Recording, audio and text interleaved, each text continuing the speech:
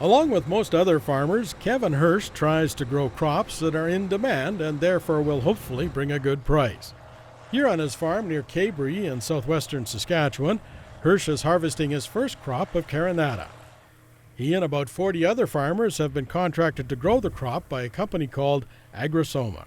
It's being grown on a test basis because companies are interested in it for its potential in the biojet fuel industry. The full name of this crop is Brassica carinata, and it's also known as Ethiopian Mustard. It was originally a food crop, but the molecular structure appears to be well suited for aviation fuel. Hursh says in most cases, there should be no need to use a swather for harvesting Carinata. Well, it's suitable for straight cut. You know, we've had some pretty strong winds, and you look through and you don't see very many of these pods that have shattered. If this had been canola, I think we'd see a lot of white shelled out pods here. So like most mustards, it doesn't shatter too easily, so it is good for straight combining. Carinata is a Brassica crop, which means it's related to canola.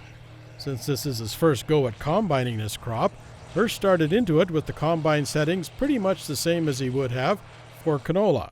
And we just sort of tweaked them from there for this case. I think we've maybe got the wind speed turned up a little higher than we might with canola, but rotor speed and sieve settings are all very similar. It's slightly larger than canola, but you know, in the ballpark.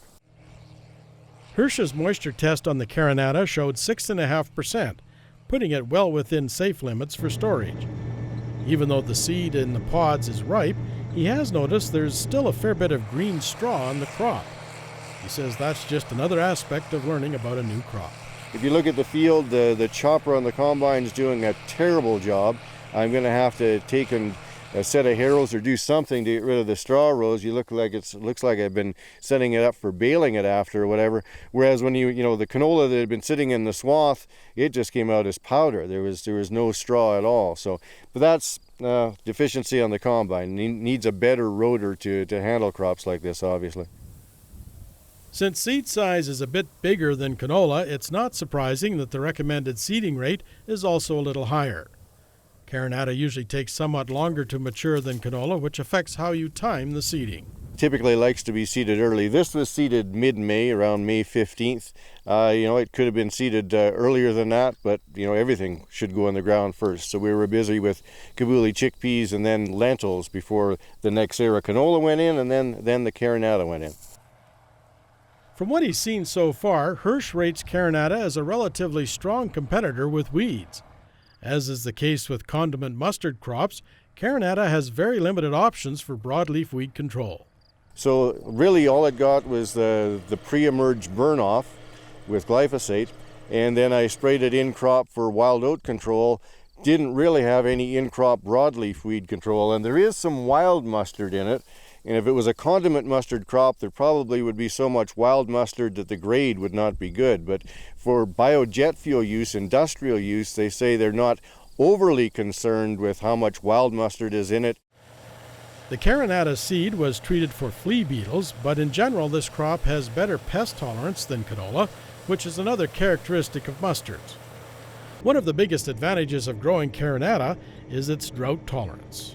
If it can be economically feasible, it's going to have to compete with canola for acres. Mustards generally are a drier season, more drought-tolerant crop, and this was one of those years where the heat turned up in July and the tap turned off. You'll see big cracks in the ground here. Now, the next era canola we had that was seeded with the same fertility package of this yielded an average of 28. Even though Carinata isn't supposed to yield as well as canola, Hursh later told us this field came in at about 30 bushels per acre. In his initial small acreage contract, he's getting $12.50 per bushel. Plus they would pay a $40 new crop incentive, $40 per acre new crop incentive. So when I looked at it in January, when they were originally came out with that offering, canola prices weren't as high. That looked like a reasonable deal to try a new crop, and a lot of growers thought the same thing. I don't think they had trouble signing up acreage at those prices. Prairie Carinata acreage is quite limited so far, but Hursh says there is potential for tremendous growth if it achieves widespread acceptance as a biofuel for jets. If you get the aviation industry, military and civilian, wanting a portion of their aviation fuel coming from a renewable source, as they've stated they do, that is a large potential market.